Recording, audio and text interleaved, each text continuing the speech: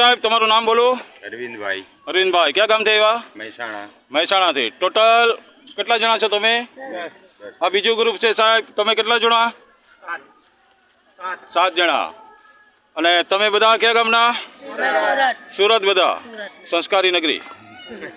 તો સુરતથી ટોટલ હું તમારો ગાઈડ છું અને મેં તમામ જગ્યા લોકોને બતાવી છે, સમજાવી છે.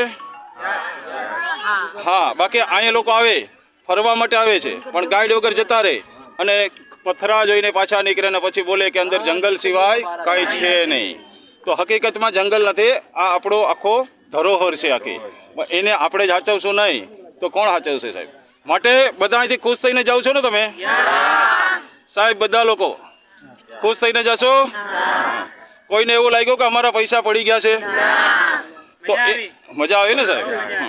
તો બધી તમે સમજી શકો, અહીંથી દરેક જાતના દર્શન બી કરી શકો. જોગણીઓ શું કહેવાય, કેટલી ઉંમરના સાધુ છે, આ બધું મેં તમને બતાવ્યું છે.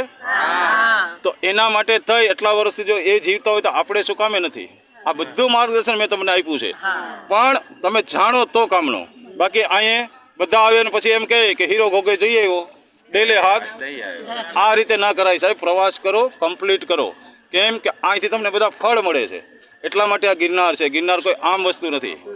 તો બધા લોકો હવે રાજી થઈને જશો ને? ખાલી એકવાર બોલજો, ગિરનારી મહારાજ કી જય.